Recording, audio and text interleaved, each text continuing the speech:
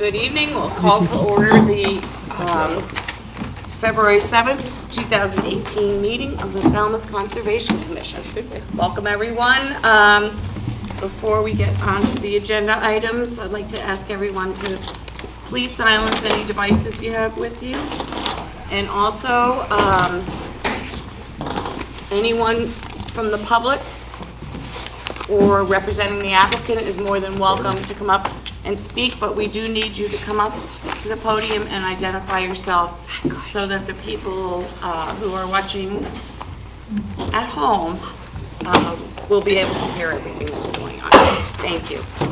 All right, we'll begin with voting minutes. First, the minutes of January 24th. Betsy? I just found one issue on page 7, which I'll turn it in when I turn both of them in. Okay. I'm not on the quorum when they voted order of conditions for the steamship. Okay. And it says I am not on quorum. That's important. That's very important. Yeah, well, I have some for this one too. All right, anything else? All right, so I move to adopt with that change. Second. All those in favor say aye. Aye. Opposed? Unanimous? So moved. All right, minutes of January 31st. Betsy? I just want you to know that I read the minutes thoroughly. It was a rainy day, right? Yes, I know you do. They're just 3 spelling names, which I'll give you. I put it in track change. Wendy? Was Wendy spelled incorrectly? It's spelled with a Y instead of an I. She spells it with Oh, an all right. I did not.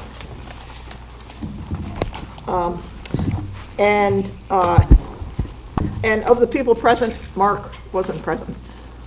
No. Left. Yes, he was. I just asked him. He said he wasn't. He didn't go to the... He didn't go to the meeting at the library.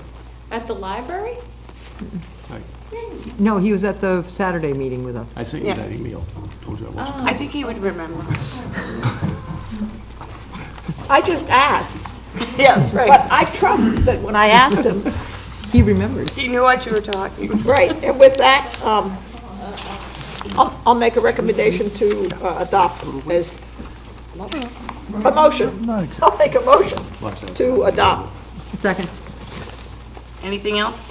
All those in favor say aye. Aye. Opposed? Unanimous? So moved. Good. All right, next item, request for a continuance under an abbreviated notice of resource area delineation. Susan Moran, 390 and 402 Wild Harbor Road, North Falmouth. This has been read into the record a few times. Yes, and one more continuance. They're finalizing the plan for next week. All right. We haven't opened it, so this No, isn't you a big haven't. issue. Okay. It's a wetland delineation that we're Right. going back and forth with. Yeah, so moved. Second. We need a date. February 14th. Oh, I'm sorry. February 14th. All right. All those in favor? It's gonna be an exciting day. Say aye. Aye. Opposed? Unanimous? So moved. Good, she can be here for a little fun. All right, next, requests for determination of applicability.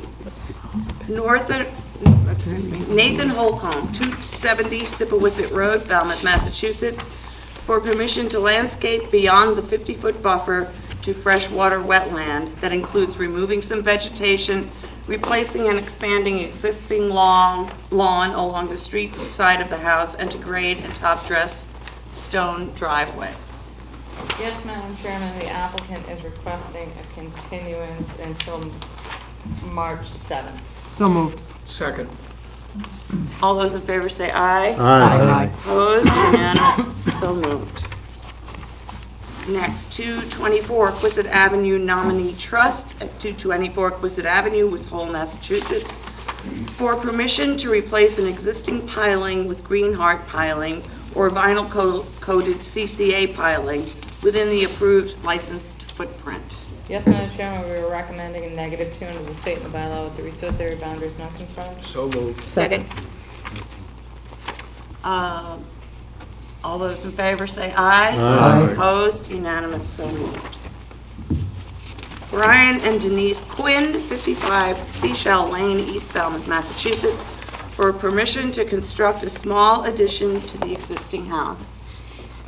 Yes, Madam Chairman, we are recommending a -2 under the state and the bylaw with the resource area boundaries not confirmed. So moved. Second. All those in favor say aye. Aye. Opposed? Unanimous, so moved.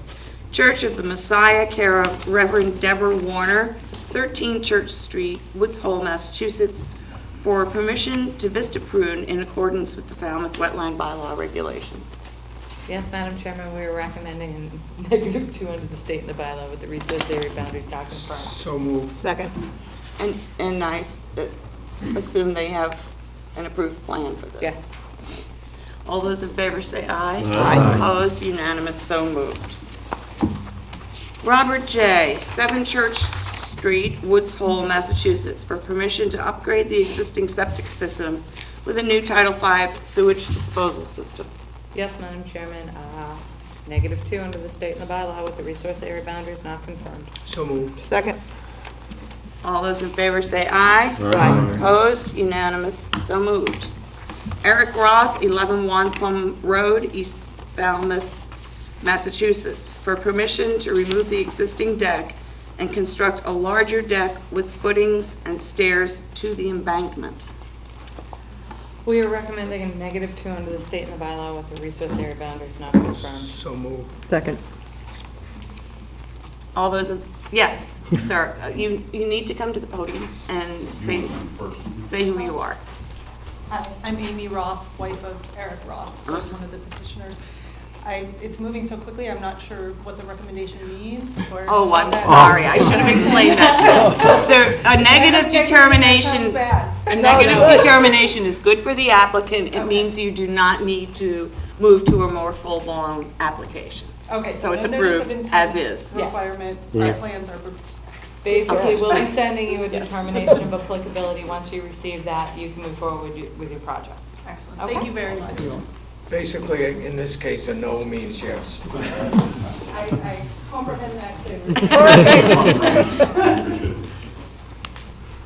All right. Do we vote?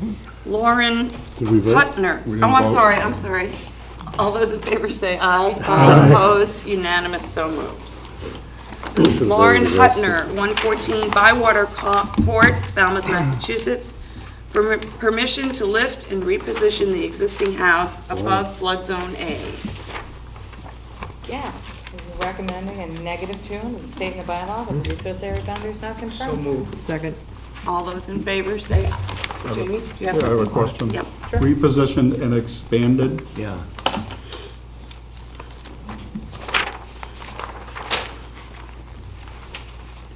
It says lift and reposition the existing house. Yeah, but... Oh, I'm sorry. reads in narrative. Tom? I mean, you've seen the plan, you okay with this? Yeah, Mark reviewed it. I mean, it's in the flood zone. It's basically, I can send them over to you. Sorry. It's not the buffer. Okay. It is in the river. Does It anything is in the book. indicate that they were expanding in the, Mine It just is not says in marks. oh, Yeah. okay. So, okay. Lift and reposition, expand, make me nervous. Anybody else? I'm good. I have one question, Jen. It's in the riverfront, so it doesn't, that's not an issue? Are we set? We're set. All right, all those in favor say aye. Aye. Opposed, unanimous, so moved. This could be a record. Request for hearing, under a notice of intent. Jamie Weinstein, Lot A, J Road, Falmouth, Massachusetts, Never. excuse me, for permission to construct a single-family, 3-bedroom house on piles and slab, install a Title V sewage disposal system, utilities, infiltrator, leaching chambers, gravel parking area, and the associated clearing, excavating, grading, and landscaping. Good evening, Tom. Good evening.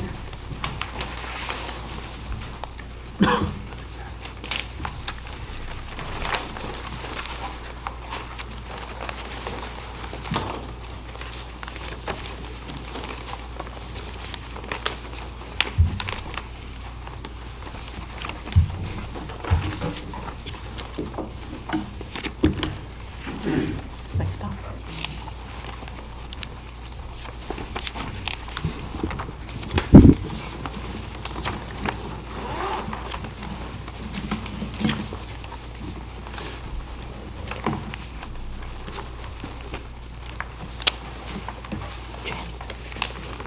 Jen, is there a reason I don't have this one? I don't have this file. Is it on the table, maybe? Maybe. Yeah, maybe the table.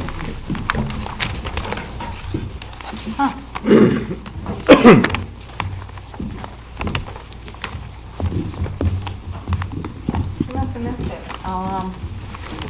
Can you write the notes in the, Okay, I'll give you a piece of paper to write the notes down. I was gonna do it on the back of this. Down. You don't want that. No. You want a clean sheet of paper. Yes, I do. And I am. All right, sorry for the delay, Tom. Why don't you get right into it? Yeah. Thank you. For the record, my name is Tom Bunker with BSS Design. We did this survey and prepared this plan. The existing conditions and the proposed house and septic system. This lot on, sorry, That doesn't help. this doesn't help in here. The lot is 10,245 square feet. The lot itself is all upland, but behind the lot in here, there's a wetland and a vernal pool. And the flood zone comes up into this location, wraps around from Herring River, and comes in the back of the property, behind the property. And because of the slope of this land right here, there is a coastal bank in this location. So the vernal pool has a 100-foot A zone to right here, so I have across here marked in the orange. The wetland has a 50-foot A zone, and then another 50 feet, which is the B zone of the wetland is just landward of the A zone of the vernal pool. And then this coastal bank has a 50-foot A zone, which is just downhill from the A zone of the vernal pool. So all these lines are kind of coincident right around this location.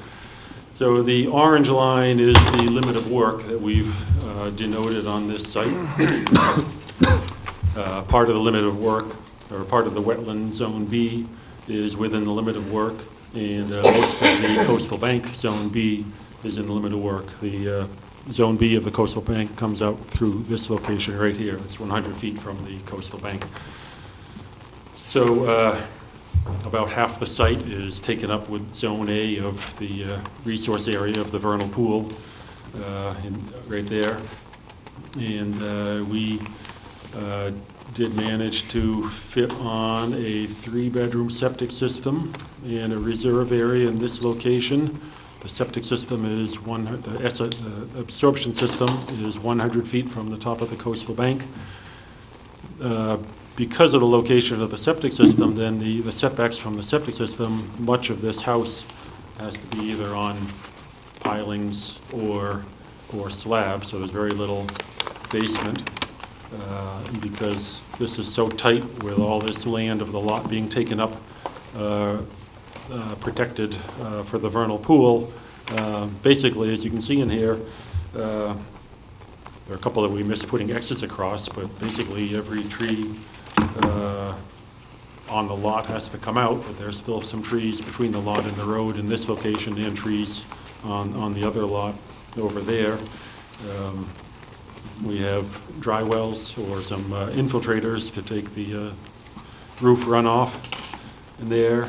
It's a pervious, or rather a gravel crushed shell surface driveway.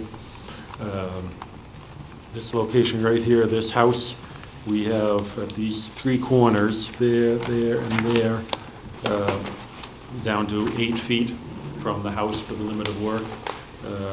2 of these, some of the corners here are only a shallow dig, a 4-foot deep dig, because they're just either on piers or a slab on grade in this location.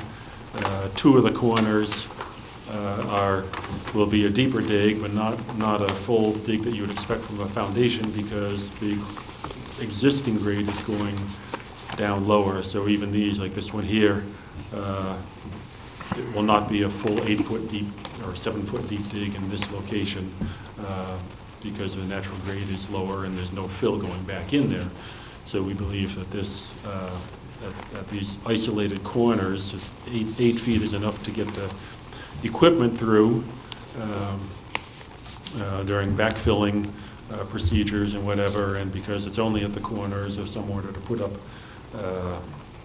ladders for, during construction or maintenance later, that there is plenty of room not right at the corners to do that work. So we feel that in this case, that 8 feet is enough for the limit of work to construct this house. So we've kept out of the A zones. The A zones are completely naturally vegetated. There's no mitigation planting per se.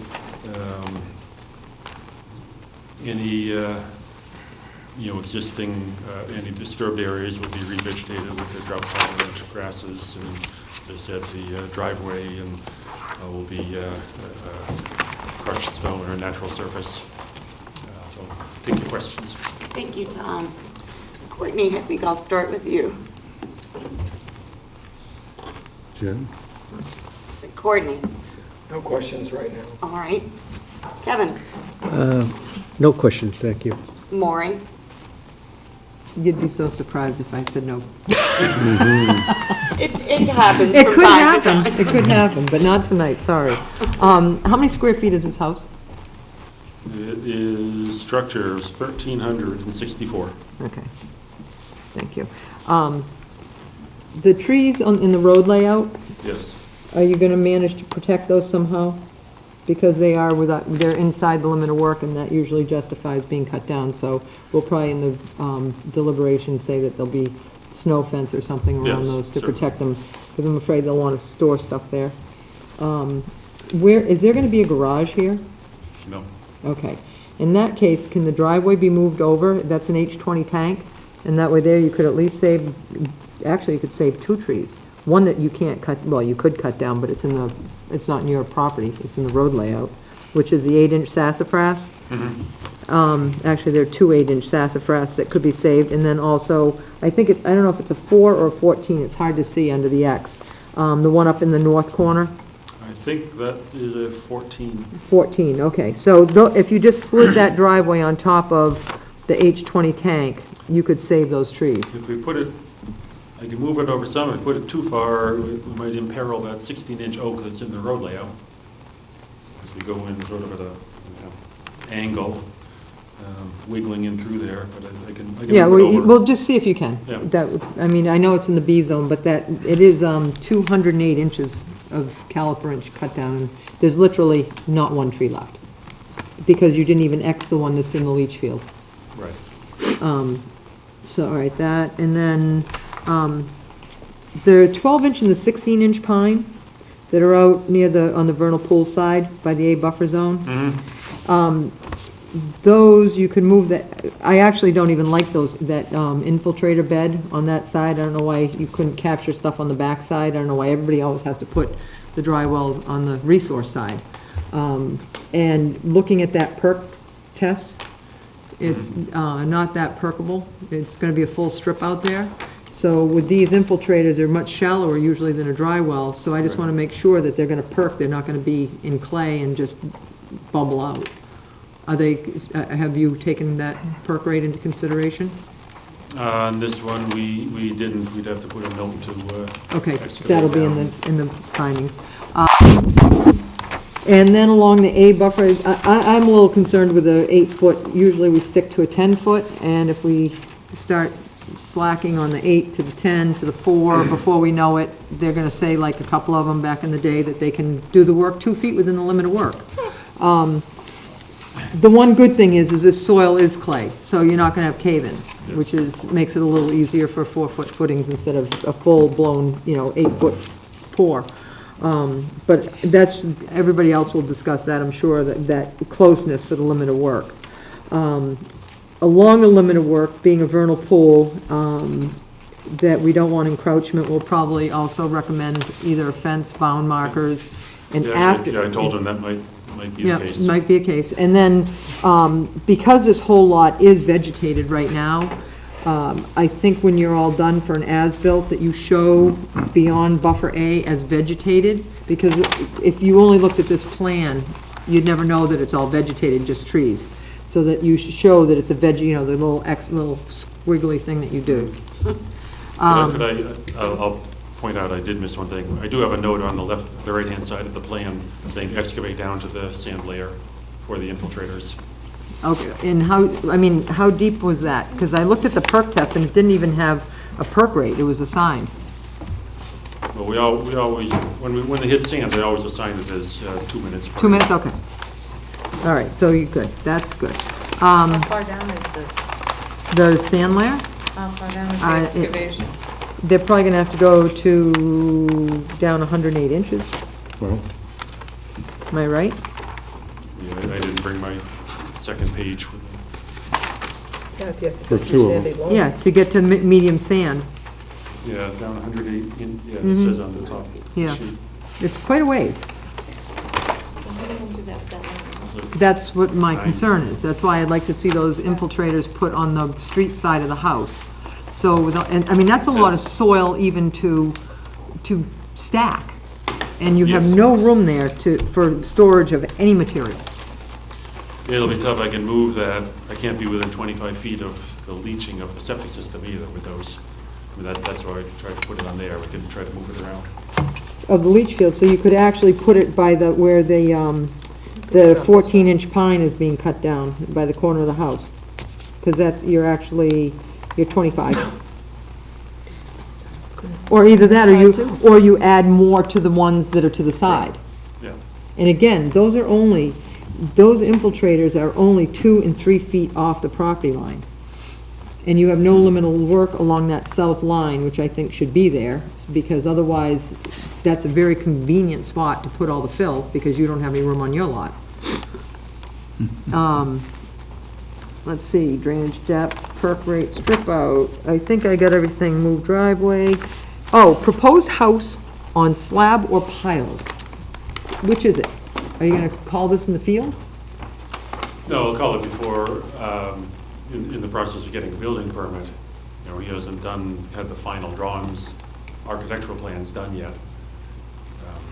But it will be, before applying for a building permit, it'll be decided. Okay, that's a Jamie question, he'll know more about that, thank you.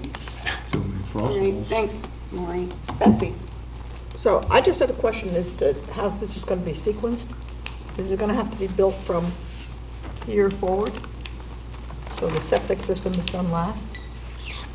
I'm just thinking in terms of, this is a tight spot. I mean, I had trouble It is. parking. And had to move because somebody else came. I think what they're gonna do, Betsy, is probably go in and totally denude the entire lot, so there won't be anything on it, and then they'll have a place to park. And then they'll start working from here out. Yeah, and the septic will be the last thing. Okay. Okay, I mean, that's what I thought. Or actually, the septic might be first, because then they could put all the strip out on top of the it. foundation area. That's something you're gonna have to make sure they behave themselves and nothing runs around on that lot. well, basically protect Or off the lot. PH 20 or plates. That's all I have. All right, thank you. Jamie? Expand on that, the pilings or the slab, you're gonna leave that up to the building department, you said? No, I'll leave it up to the applicant in drawing his plans. Yeah, because either way, it's gonna need a frost wall or, Well, pilings are just right. pilings, I and mean, then you've there'll got have to be some space under it, but yeah, a slab would require still a respectable amount of excavation. it's a 4-foot deep dig for either. And I concur with Maury about moving that, The drainage. the back one, Yeah. and maybe expanding the side ones. Mhm. That's all I have. All right, thanks. Steve? No additional questions, thank you. Peter? Could you go over the access from the roads again? You had 8 foot or something? And what?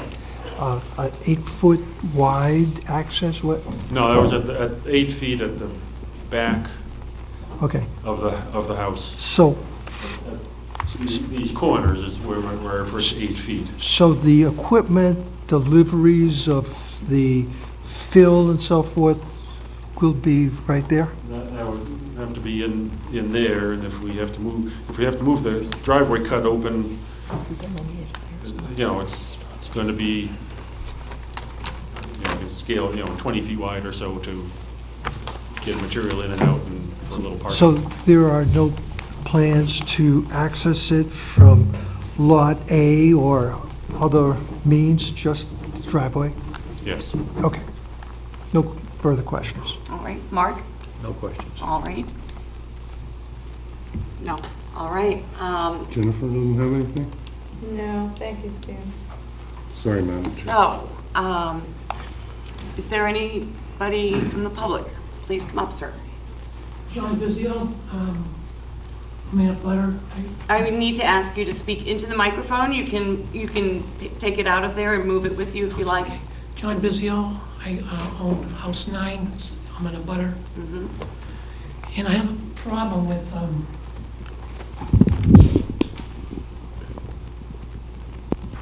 it's not a problem. I'm not an engineer, so I don't understand all the terminology that you're using, but this, the 100-foot distance from the vernal pool, this orange line, does that make the criteria? Because does the orange line, is that your grass bags, your retainer? Yes. Okay. Well, it looks like it's right on it.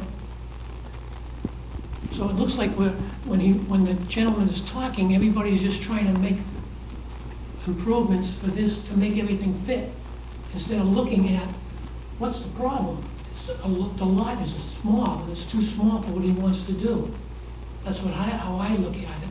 I've been in the area for 42 years. We've been there for 42 years. And that's my first question, the line from the vernal pool to where he has it, and then the leaching field. Right here,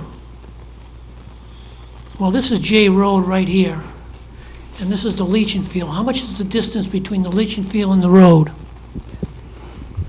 Sir, can you tell me 10 that? feet.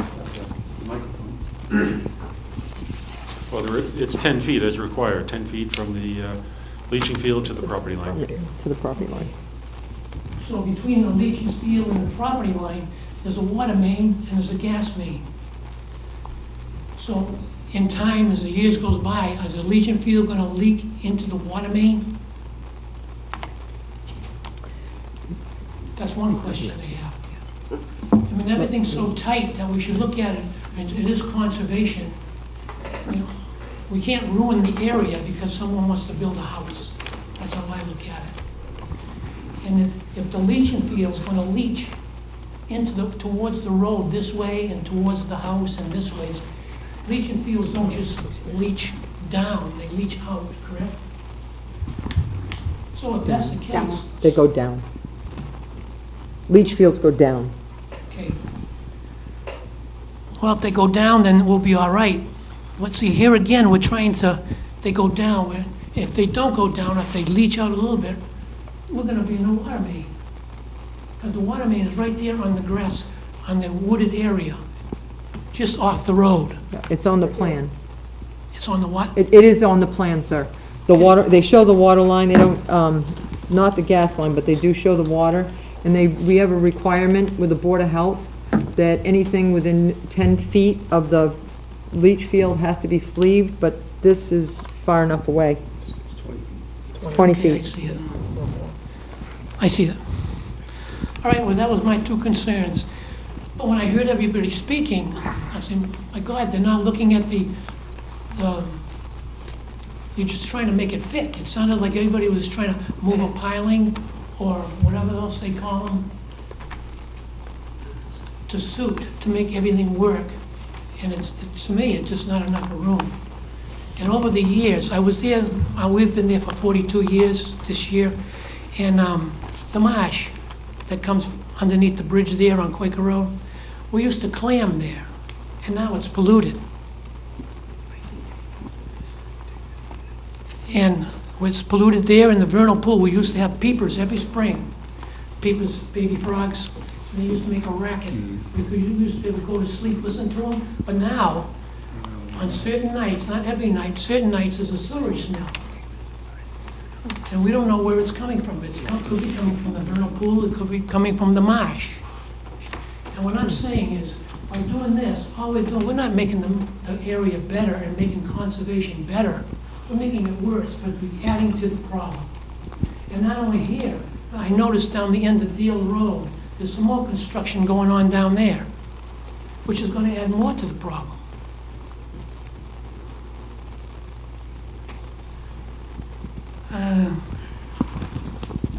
Couple of notes here. Marsh is polluted, peepers, I got them all. So that was my concern. Thank you very much. Okay. Did you want to ask? Yeah, I do. I'm just curious. Sure, go right ahead. Tom, I'm just curious, maybe I'm missing the obvious. Why does the pieces on the, if you will, the left side have to be on the slab or piles? Why can't it be a foundation? It's due to the setback from the septic system. Even on that end? The reserve area.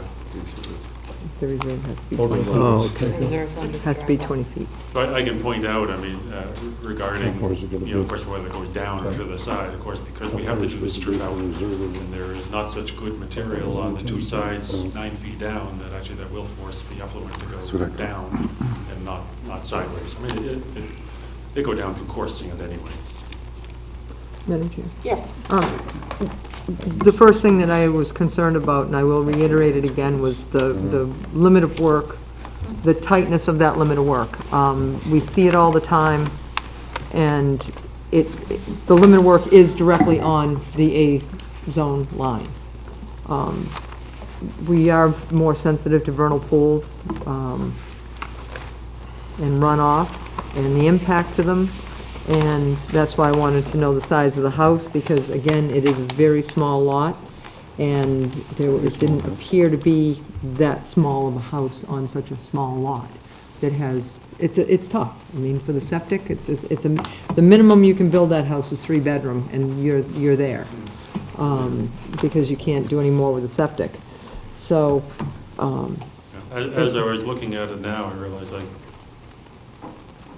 before I got here, I realized I probably can rotate the house a little bit. I'm just gonna say, you could pivot the house. The right front corner I can't, because we're right at the setback from the street line, but otherwise I could rotate it counterclockwise a little bit to give more room at some of those corners. Yeah.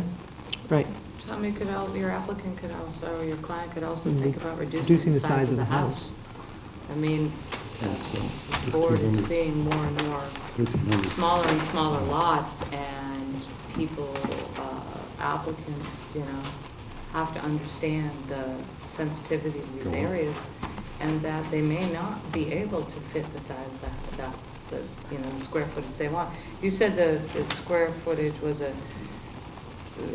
1,300 square foot approximately footprint, correct? Yes. What's the square footage of the house itself? Living For space? the floor area, I don't know. Is it This 3 floors? isn't, don't have any final drawings yet, and it's 1,300, if it's 2 floors, it's 2,700. And I'm gonna have to agree with Mary, you know my stance about the limits of work. I don't like the 8-foot limit of work. I definitely don't like the infiltrator behind there. If you're gonna have to go down how many feet to strip that out, you're right on that limit of work. You have to move that. And you literally don't have any room to work. Like Peter said, where are the contractors gonna park? Can't park on the road. Is J Road a private or a public road? 9-foot strip out. It's probably, Yeah, it's a 9-foot strip out. Yeah, that's on a 2-foot limit of works, that's ridiculous. You know, well, that's my concern. I just think that the structure might be a little too big for the lot, or for the buildable area on the lot. Courtney? I think given the concerns that I'm hearing from the board, I think in some respects, this has to be refined. We need to know exactly, we need to see a plan with elevations, we need to see are we doing pilings, are we doing slabs, what are we doing? Because that makes a difference. We can't be issuing orders and conditions on lots where, particularly tight lots like this in sensitive areas, and write an open checkbook. We gotta you know, we gotta have the information. And I think until we do, I don't see how we can make a judgment. All right, ma'am, please come up.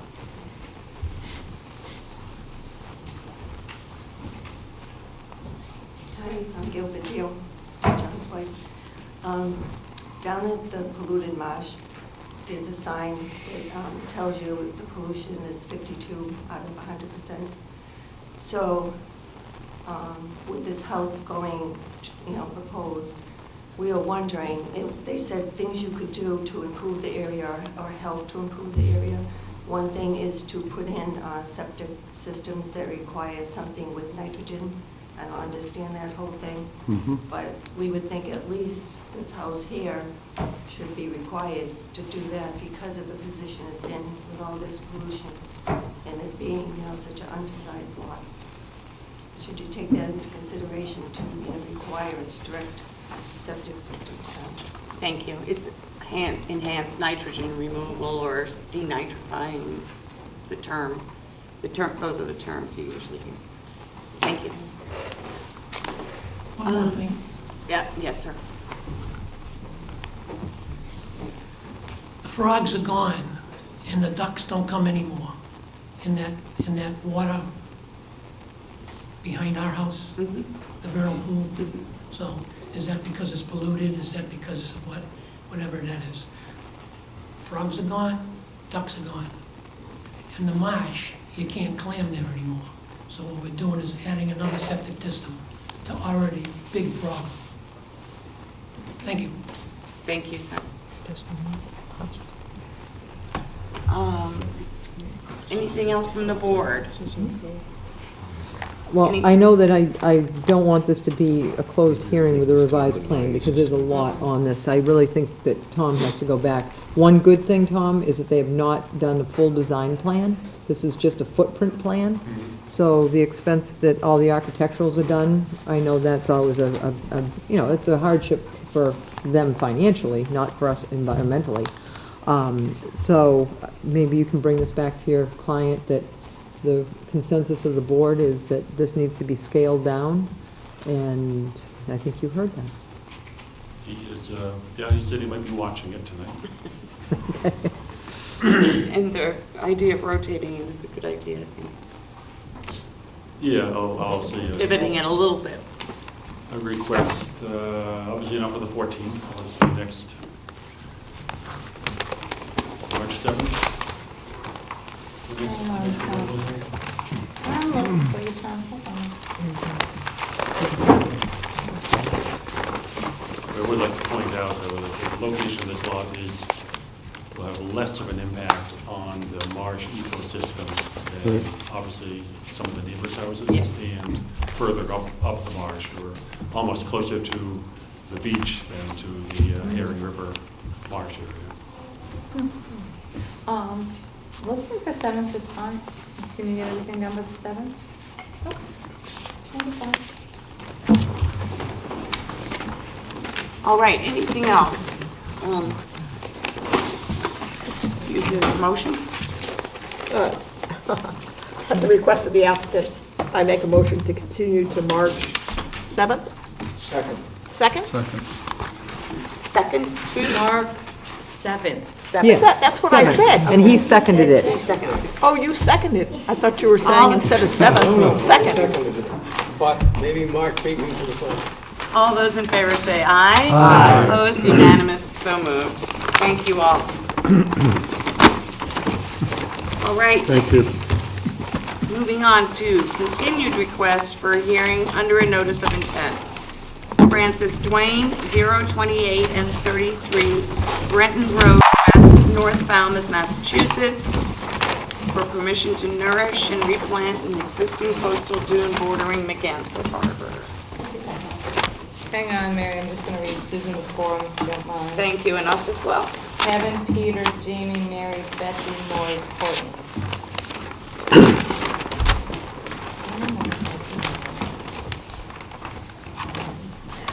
All set? Yep. Thank you. Hello, Stan. Good Welcome. evening. For the record, Stan Humphries from LAC.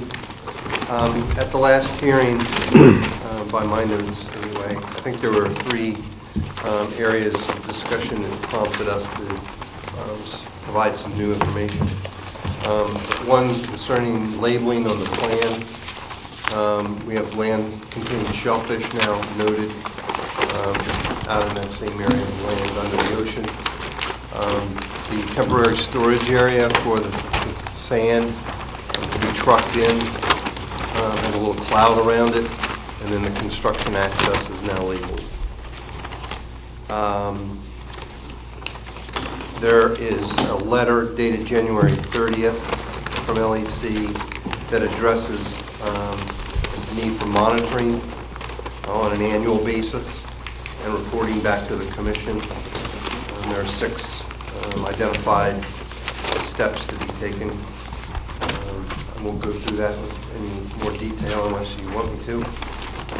And then we were also asked to recalculate, given the reduction in area, the amount of sand that we anticipated using. There was a one-page calculation page from BSS that really goes through cross-sectional averaging to come up with essentially a dry number, 757 cubic yards. If that was taken directly without dewatering or to consider it wet under rain conditions, there's a reduction of about 20%. They call it a swell factor. So we had proposed 600 yards, cubic yards. If we consider that to be placed on there without compaction, that's what it would result in its volume being wet. Correct me if I'm wrong, but my recollection is you were proposing 600 yards before you reduced the area, is that right? Yes. So how could it be the same? So I don't know about the calculations on the engineering side of it. This is basically through a discussion between the owner and the Brands Canal people as to how much sand he thought he needed and could get from them. So he said 600 cubic yards. If it was calculated through engineering method by the profiles, it would have shown more, but we wouldn't have been bringing any more than 600. I'm not sure I followed that explanation, but we asked for a new calculation because you were Reducing. taking out a transect. So there's less area being covered, and we're coming up with the same number we had last time. So that's what we need an explanation for. The new math. Yeah. Yeah. New math, alternate reality, alternative facts. Yeah, there you go. Don't do that to me, Tom.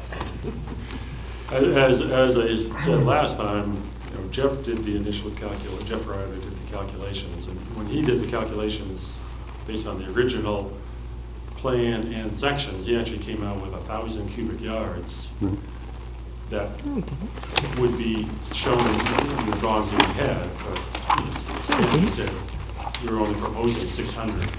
So it turned out that I wasn't part of this, but on the initial sections that we did, they should have been drawn lower because we were only putting 600 in, but we did it kind of backwards. We put in through the sections and everything. Jeff calculated 1,000 yards. It had already been determined that only 600 would be put in. So then when we made it smaller, now it actually is 600. Yeah, okay, my memory is refreshed now. A part of that. Yes, Betsy. What's a swell factor? Shrink and swell are factors that contractors use in moving dirt. If you're taking material from a borrow pit that's like compacted, glacial till, or they're well settled, make it bigger. when you dig it out, it swells. So when you put it in a truck and move it and dump it somewhere, it's kind of fluffy, and you put it down. So that's a swell factor. So I think what Jeff was saying is, if we were to take it, he wrote this in there, so that if the dredge spoils, depending on where they're taken from, but if the dredge spoils are dumped somewhere wet, they would, be sort of compacted. So 600 cubic yards taken from there, then if they're transported and dry and then put on the dune, it could swell to 700 or 750 cubic yards. That's the swell factor. Kevin? I don't want to tread into, soil mechanics. You're saying that you're bringing in wet sand. I actually don't know how it will be brought in. Actually, Stan was saying it's Well, in other words, to go with what you said for the reasoning, you're bringing in from the canal, unless you dry it all out. Whatever that is, especially once it's dried out, it's not going to get any bigger and it's not get any smaller unless it's some different kind of sand. If you measure it, water has a tendency to cause sand to settle. And if you measure it in a wet state like that, straight out of the barge or something, 600 cubic yards, and then it is put somewhere, either in this, stockpile there or somewhere else, and it dries out, and then in moving around it dries, and it does get, it is a factor that excavation contractors use, a shrink and a swell. Okay. Betsy? Let's get back to your pages. And you have these 5 sections, and you have, how many cubic yards? Square feet times 3, maybe. And you're saying, well, I don't know what you're saying, but these figures that you have for each of these sections, I understand that. I've done beach profiles. You're saying ideally you would want that many cubic feet, and then you converted it to cubic yards, but that many cubic feet in each of these sections. Is that, am I right? From section A to section B, there'd be 975 cubic feet. Correct. But if we add up all those cubic feet, it comes up to this swell factor. Right. So it So could, are you saying that you're really going to put on 757 cubic feet of dry sand? Cubic yards. Cubic yards of dry sand, but you're going to be taking that from recently dewatered sand from the canal, which is 606 cubic yards. Are you going to have 606 wet cubic yards? well, my understanding is that they're getting 600 cubic yards, and I don't. You don't know I don't what know how- condition. You don't know whether it's going to be wet or dry. I don't know that, no. And so if it's dry, then you're not going to have these volumes in these areas. If it's 600 cubic yards of dry sand, it's not going to be 757 cubic yards. Right. Each of these volumes will be 6/7 of what you have here. So presumably the beach profile will be slightly different. If there's 600 is actually placed on there in the more or less dry condition, the profiles actually be a little bit lower than what we've shown. And what you're going to give as a baseline after this is done, you're going to give us a baseline with beach profiles in these areas. And And then presumably somebody will take those beach profiles, actual beach profiles, and then calculate how much was put in each of those areas. But much of this is above the beach, isn't it? It's all above the beach. Dune We're doing profile. dune, they're Yeah, dune profiles. Yeah. Excuse me, Courtney's been sitting there with his mom. I sat on this board for 13 years, and this is the first time the fluffy factor has come up. It's a swell factor. Yeah, well, whatever they're going to call it, fluffy factor, swale factor. The fact is that when we're calculating cubic yards of fill brought in, it's brought in a 20-yard truck and dumped.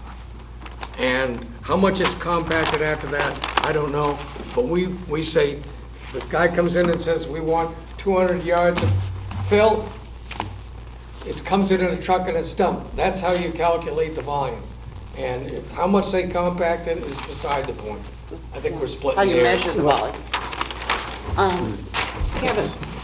Well, I know, I am familiar with the concept that you're talking about, and it is employed in refilling trenches, especially when you're trying to figure out if the contractor is actually abiding by the specs and using a compactor to make, all you have to do is drive down the street and you'll see all of the places where they put in their temporary pipeline, and their first try at it, they just put in some gravel, and now they're coming back with the permanent stuff and putting some, I don't know what they use, stone dust, I think. In any event, they're taking the stuff, whatever it is, from Rand's Canal, and they're transporting it 300 yards, 500 yards, quarter of a mile. I mean, it's not like, I don't see any big deal. If they're saying you've got 600 yards that is gonna come out of the canal, that's what you're gonna get.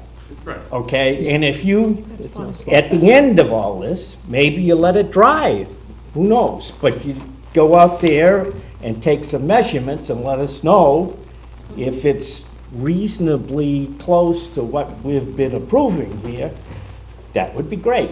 Yeah, well, Yeah. like Courtney said, we'll get 600 cubic yards, put it there, and we'll measure it in place. They're gonna do a post-nourishment survey immediately afterwards. They're adding additional transects, so Stan's monitoring protocol has every 50 feet, your section's on the plan, or what, every, there's a couple hundred feet. 90 or 100. Yeah, so you're gonna have twice as many transects there, so we'll have kind of a very good cross-section of what's going on in that beach, and then they can calculate what has been provided, because you've done the calculation, the baseline calculation, correct? Yes, we're gonna go back and get more information right before they do it, just to make sure we have a good baseline Yeah. information. So we'll measure it before and that, immediately before and immediately after. Yeah. That's gonna be the difference. Maureen? My major concern is, we see plans all the time. They have engineered stamps, they have PLS stamps on them. They have information that we disseminate as fact, and we work off of that. This one concerns me a little bit, because now what you're saying, Tom, is that your first notice of intent information was a little off. Well, that makes me nervous now. How many of these plans do we see that are a little off by what's calculated?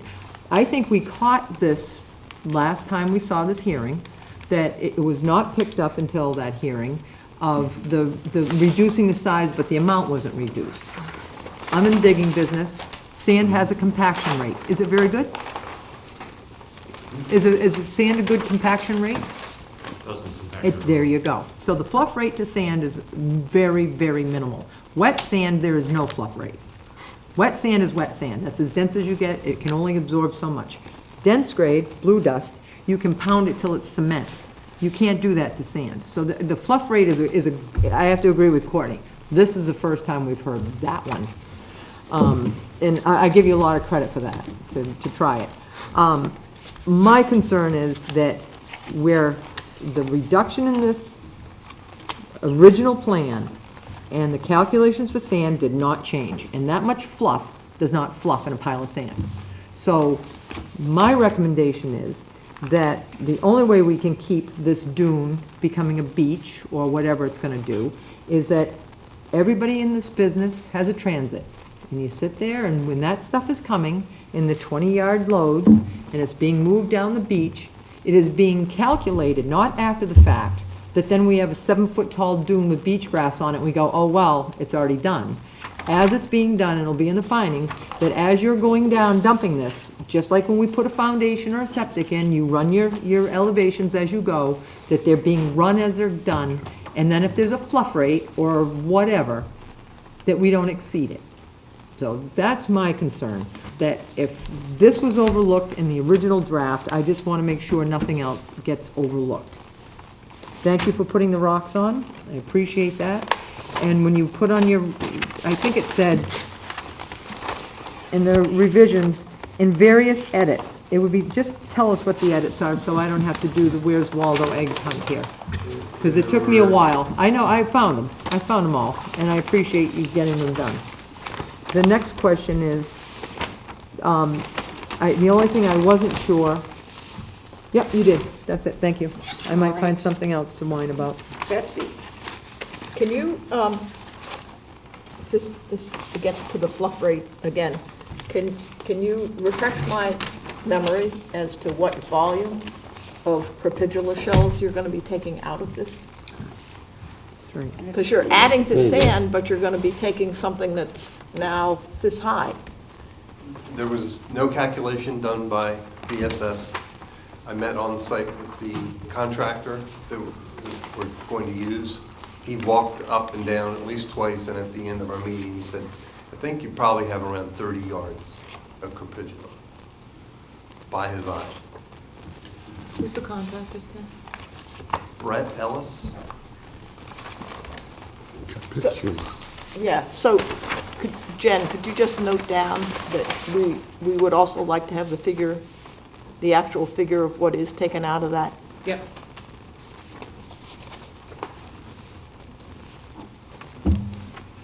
Anyone else on the board? Yes, go ahead, And Jane. Stan, you can add the volume of shells removed to your post-survey report. So I think you might be, Okay. from what I'm hearing, and correct me if I'm wrong, Board, is that Maury wants transects as the sand's being placed. And then do you want them, once the whole project's done, everything dries out? Do you want another survey? So there's like 2 surveys in your post-survey? Is that what you want? Or do you want just one when they're placing it? Well, you need to have one in the end if you're going to compare it Compare with what it. happens 6 months later. Well, that's what I'm Right. asking. So Maury's saying, as they're placing the sand, to run the transects in. And then after it's all done, Well, and, you why know, do you Stan want go, them and to then do that? Stan gets You called think- why do back they want to them do his that? You think they're transects. going to do too So much? they don't shoot, Totally. overshoot. Totally, exactly. Yeah. Do you want a second one, so then you can calculate your, No, I think one is, if they what do did you it, call it? Squishy factor, whatever? fluff factor. Okay. The swell factor. Yes, Swell. that's a swell factor. Swell job. Yes. Well, I'll figure it yeah, I out. like swell Anyway, factor. Water Stan, you, makes things smell. Stan, you can just add the volume of shells in the post-survey report, okay? Okay. Thank you. Jamie?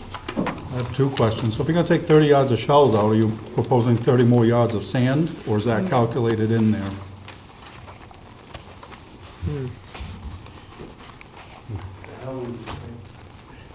That's the swell fact. Well, that's, yeah, I mean, that's all part of the That's volume of considered what's there all part now. of the. I would think that it would be Sorry? considered part of the volume. Yes. Right. 600 yards, right, so. all pretty But much your 600. ultimate goal is to reach a certain transect dimension, correct?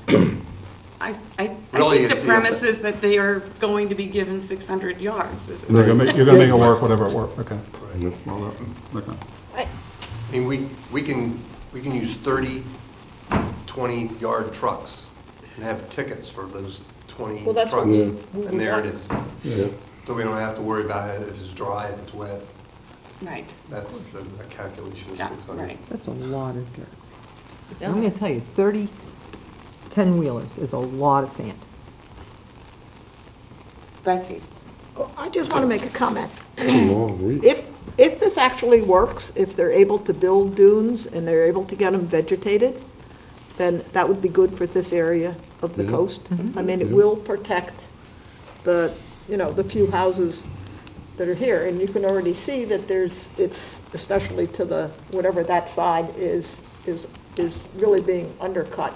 Well, the other side is too, but you can't really tell it because you have all the crepidula shells. Yeah, right. And that side, is enhancing the protection of the salt marsh and the BVW behind it. So there's an ecological advantage to having as large of a dune. That makes sense. I mean, we don't want to go piling 20 feet high or anything ridiculous like that. We're not going higher than the existing crest of the existing dune. Okay? And are they You gonna- can see on the transects, it starts near the beach and goes up to the crest. So we're not going higher, we're not Right, creating a new and crest. presumably, if it's windy and stuff gets trapped in that grass, then that crest eventually could get higher. That'd be nice, Yeah. That would be the naturally, to idea. do that. Yeah. Stan, can you take a series of, you have that you're gonna take photos at each station as part of your annual monitoring. Do that prior to putting the sand down, so have your baseline photos. So you'll have like, almost like pre-construction photos and then build off of those. Will do. Thank you. Betsy? I just want to make one other comment. We have, I don't have time to do this now, but if I ever get some time in the next few years, it would really be interesting to go back to beach nourishment that we've allowed and we've had monitoring for the last, say, 10, 12 years, where we've actually asked for very strict monitoring. And to see, it would really be interesting to see what's happened in different parts. Well, Minot's a good example. Minot's a great example. Yeah. Foster Road is Foster very, Road is good. very well documented, Yeah. but Foster Road's taken But I mean- some Big massive hits. hits. Yeah. Right, but it would be, that would be an interesting Oh, case it study would be, to yeah. do it around. One last question. Yes. You're not gonna mow you're gonna not recommend, you're gonna inform your clients. No mowing both. of lot one. No more mowing of both of those lots, of the coastal bank, in the dune. Okay, so It'll that be was, in the It'll be in the findings, but you might wanna tell them now, before spring comes, if they don't. The one, the house number 28 has a huge area all mowed, and then number 33 house is about this high. You mentioned that the last. Yes, and I have pictures of it. The house, the next house over, which is house number 23, that little piece is in really good shape. But the other two houses, it's mowed and pruned to the dirt. The first house, 28 is mowed to the dirt.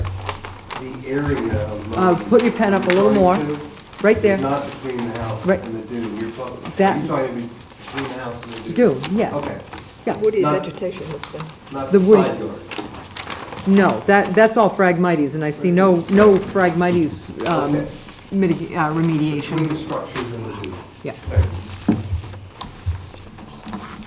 last call. Anything from the public, anything more? Oh, I have a Go couple ahead. comments. I guess my first observation is trying to meet 757 or 600 yards is kind of ludicrous. The calculation that created that number is what some engineers would call WAG, the wild ass guess. Oh, I mean, it's just what it is, and I think you also sort of forgot about the big trench, which is the road going down, which is actually going to get filled with some sand, but that's okay. Right. I think the thing is, the sand's going to be coming in wet. It's not going to be dry. I mean, you're not going to spread it out and dry it, are you? It's going to come off the barge, dewatered, and then trucked here. It depends on a number of factors.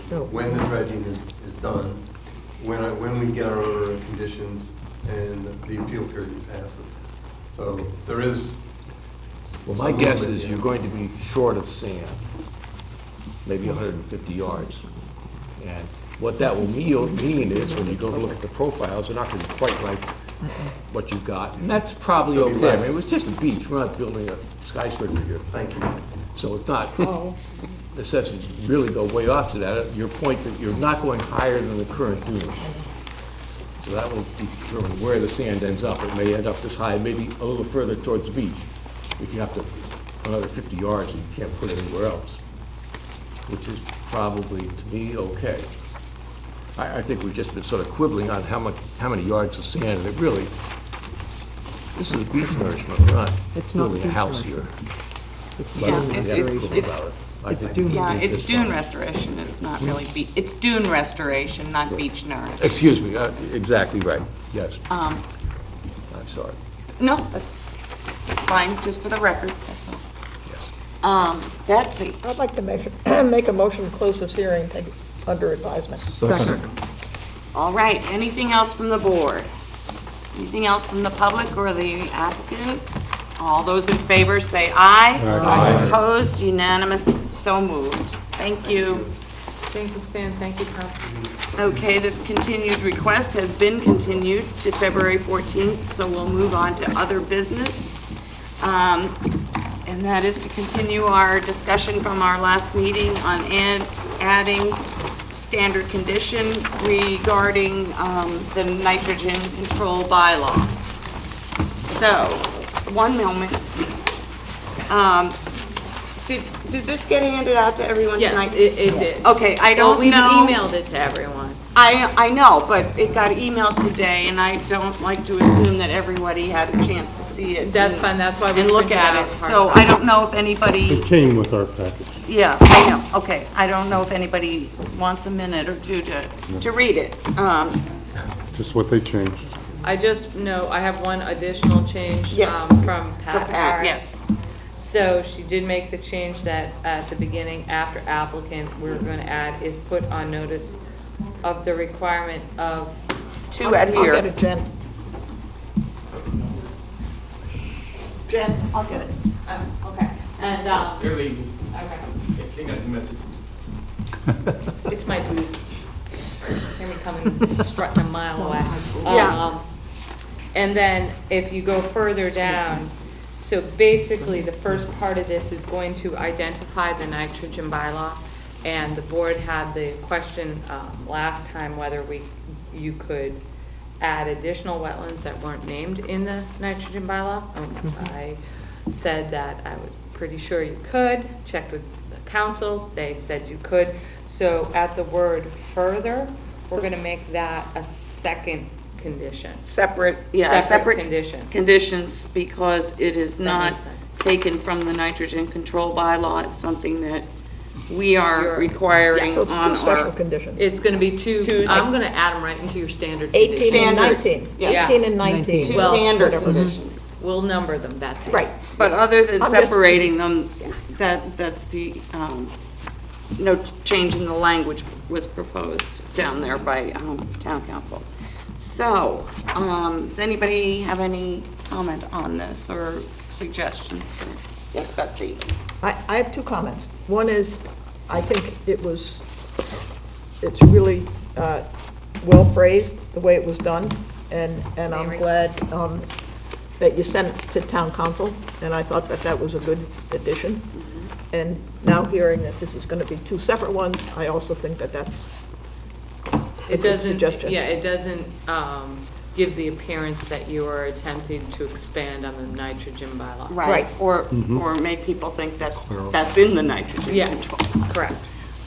All right, so Do we have to go now? Courtney wants to speak. Couple of things. Does that, by putting this condition in, does that mean that it is also the responsibility of the commission to enforce this? No more so than any other condition. And how Yeah, do no we more do so that? than any other condition. And it is, up to the word further, it is a requirement that these people already have on them, because the property is in the town of Falmouth, and it's already, part of the town code.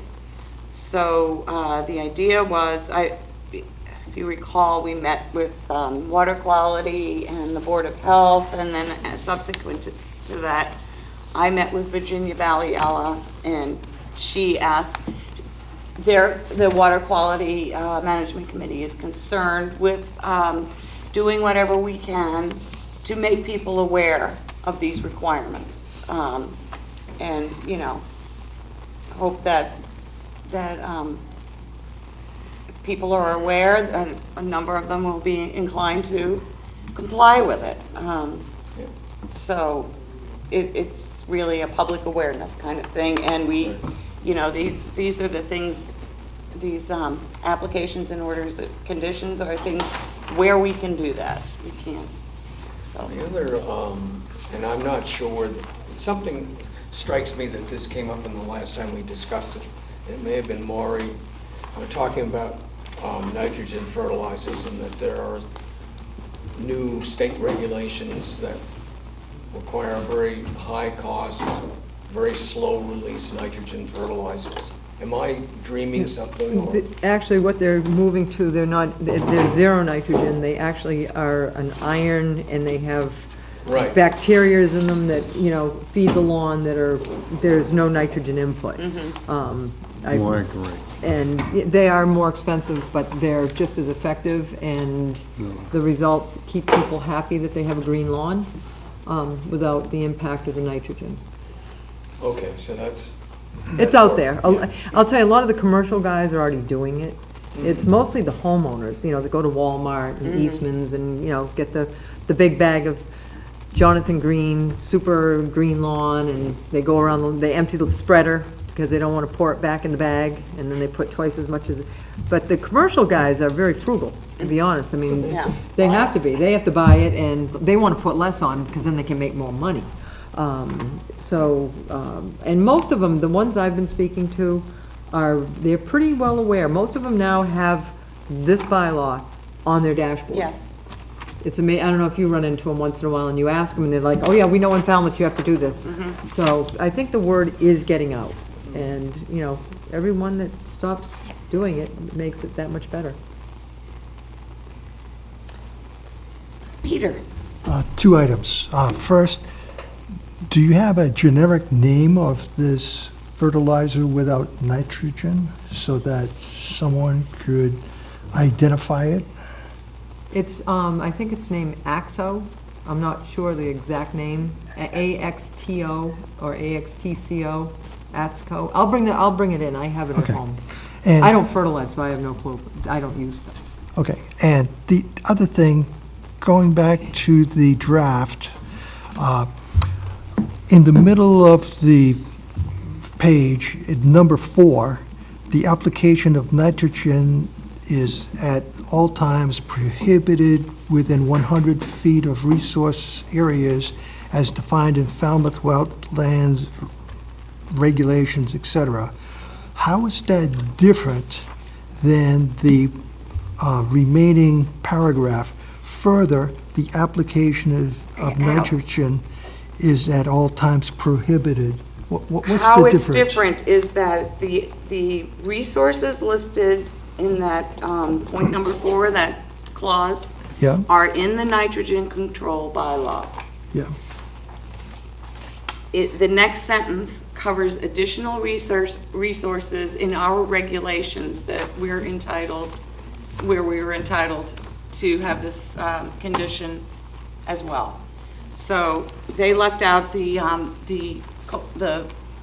areas, Title action. land, you know, subject to coastal storm flowage, et cetera.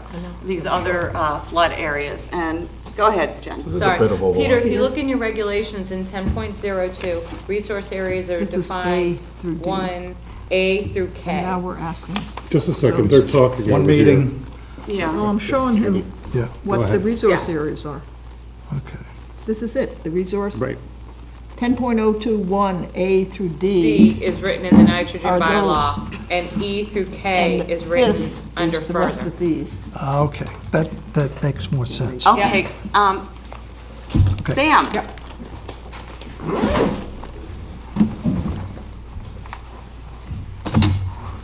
Shop liver. First of all, I don't have the benefit of having actually reviewed this, Sam Patterson for the people at home. But what I would encourage is to make it not something where you have to go to a regulation to understand it, but to make it very clear to the person that's reading it what you can and cannot do to your property depending on the circumstances. In here. You should read Yeah, it. like I It's- said, It's clear, I think. It could be, but you know, in the discussion, there seems to be uncertainty. But I would say you shouldn't be relying on that Clarification, not uncertainty. property owner to be going to a regulation to No. interpret what that's. No, what we need enforced from the regulation is in this condition. It's, and the discussion we're having is just why are some of the regulations in one sentence versus the other, basically. Steve? Yes, thank you. To Courtney's point about control and enforcement, my impression is that some of these dates are not abided by many of the landscapers in our community. They start earlier than April and they end later than October. It's probably not a big deal overall, but enforcement within 100 feet is a significant issue. And in trying to research, not being a landscaper, what products would produce green lawns, nitrogen-based chemicals? And I talked to landscapers who work with my neighbors who still have green lawns, whereas mine looks like a Cape lawn. And they use late-season nitrogen, which greens the lawn up for the whole winter. It's cosmetic, basically. It has no nutritional value significant. That's what they're telling me. I don't know whether that's a fact or not. And I've tried to convert to the microorganisms and the other things to grow the grass. Probably pays to actually have dirt before you start this whole process, but that's beside the point.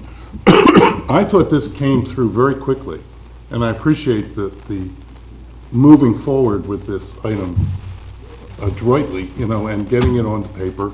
It exists it basically exists. We're just making sure everybody understands it. Right, or is And aware of it. sometimes these things can take protracted periods of time, and this went through very smoothly, and I congratulate the author, Thank you. the chair, and staff, and council, surprisingly, getting back to us as well very quickly. Nice coordination overall, I'd say. I thought we were going to move towards the gentrifying systems and other issues. Is that phase 2 Well, of our nitrogen? That's Approach. something that Or waiting for technology to catch up? not necessarily. We're going to be continuing our discussions with the Water Quality Management Committee and the Board of Health. And, there are a variety of ways that could be approached, but one idea that has been advanced is that it would be promoted as a new town bylaw that the various regulatory boards all enforce. Great, because we got that West Yeah. Falmouth pamphlet. Right. On a previous meeting. And so I've proposed to those other two committees that our February 28th meeting would be devoted to that. I've heard back from the Board of Health, and they're waiting for a date for them to be meeting with the accessory apartment committee or something like that. They're waiting from the town manager's office. So anyway, we don't have a set date yet, but it's coming soon. Okay, well, I'm And impressed with... it could be February 28th. I'm still hoping that. I found this easily readable. I did reference the regulations, and I think if we could get some help for fertilizers that are less nitrogen. I mean, 8 or 5, I'm the novice, the guy's trying to do his own lawn. Right. I am frugal, by the way, but, so I'm not an abusive feeder, but I observe much different behavior.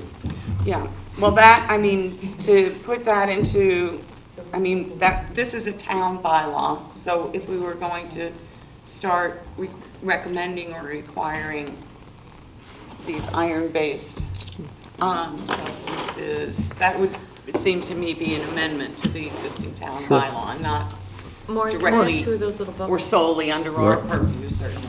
Thank you. I've tried a couple, and they're not nearly as effective. Peter? Continuing on your thought on the enforcement, if we can get the total paragraph adopted by the town, the enforcement goes to some other group. Is that? I'm not sure what you're So the nitrogen bylaw. referring to. Yeah. I see if I can clarify this for you, Peter, and see if you if I'm answering your question. The nitrogen bylaw itself, currently, without being placed into an order of conditions, is enforced by the Marine and Environmental Services Department. So there is another enforcement mechanism. I think there might actually, hang on, shall be enforced.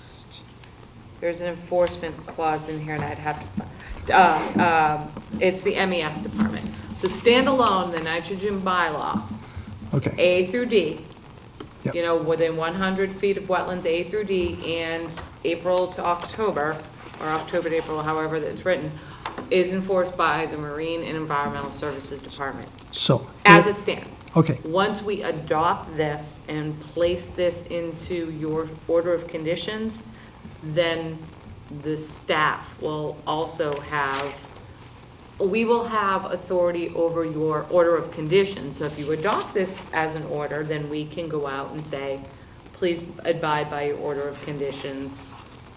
And we'd be able to, I doubt we would take, Enforcement action. well, I'm not going to say that, but I mean, we have stopped people before, as I told you the last time after our hearing, with the gentleman that ran away from us spraying. You know, we have attempted to educate people. So this, you know, this commission and your staff is going to have authority over your order of conditions, is what I'm trying to say. but if the town goes through and adopts this, The The town's town already- is not has adopting adopted this. oh, Yeah, This we is have entirely adopted. up to us, it's under our jurisdiction. okay, so- And it's only to go into our order of conditions, so it will only affect people or be seen by people who come to us with an application and get an order of It's conditions. chapter 237 of the Code of It's a Ethics. modest thing that we're doing Okay. to, you know, to make sure that people who come before us Simplify at it. least are aware of the nitrogen control bylaw, and then we are also extending those requirements a little bit modestly to cover these other resources that are not covered by the town bylaw. wouldn't it be better to have the town adopt this so it covered everyone? It not- does cover does. It everyone. already exists. This No, is no. this is a reinforcement of something that already exists, but people may not be aware of. It's already been The adopted. nitrogen control bylaw is in force for every area of Falmouth. Is that what chapter 237 is? And including the, That's the part that that's affected by our the regulations. district of critical planning concerns? No, not those. Well. That last sentence. If the town adopted the last sentence, that would be covering a lot more area. Yes, it would, and I think that's not a bad idea, but I think that would more naturally go along with our, With our regulations. you know, discussion and plan of action with the other two committees, and whether to, you know, amend that bylaw also to encourage the use of some other types of fertilizers and, Well, I see if we adopt it as a order of conditions, we are affecting only the projects that come through starting tonight or whatever. Correct. And that's a small amount of projects. If we had the town adopt it, it would cover a lot more Correct. properties right away. But it's yes, a- you're correct, you're correct. It's a start, Peter. Is it And right? to have the town, all of us who have done anything with town meeting realize to get anything through town meeting takes Careful. It would a need to be- concerted effort and education throughout the town. Yes. And so we can do this now, and I'm going to put a motion on the table to adopt what is written and what we've discussed. And then, if there are people here who would like to take up that initiative, I will be And we have a supportive. volunteer. No. Courtney's got Yeah, just the floor. real quick, Peter, and for everybody, this is look at it as an overlay, okay? We have the chapter 237, and in there it's very specific that it says no nitrogen within 100 feet of wetland. So basically what we're doing is putting into our order of conditions a reaffirmation of that Already Chapter Existing law. 237. And basically reminding people who we issue orders of conditions to, and have all these things about 8 inches of lawn, and, drought tolerant fescue, and no irrigation systems, and so forth. We're also reminding them that the code, Chapter 237, applies as well, and it is a specific condition in the order.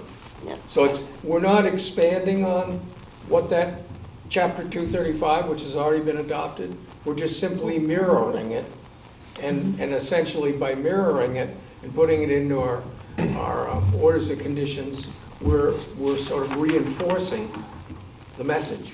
Well, we are including some extra resources Yes, under our and- jurisdiction. And I Including all of our think resources. Yes, if you wanted to have the discussion to possibly add the additional resource areas to the nitrogen bylaw, you could probably discuss that if we have the meeting on February 28th with the Right. Water Quality Committee, because I do believe, and I may be wrong, but I think the Water Quality Committee was the entity that brought the nitrogen bylaw forward. Yes, I believe you're right about that.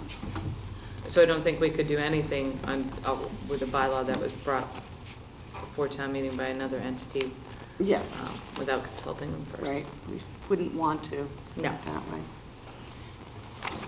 All right, So can we motion, table we this? have a motion. I Did you make- second. Okay. All those in favor say aye. Aye. Opposed? Unanimous, so moved. Thank you for that. All right, and now another, Motion to one adjourn. last motion. Second.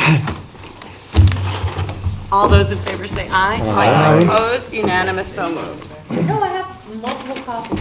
That's the one.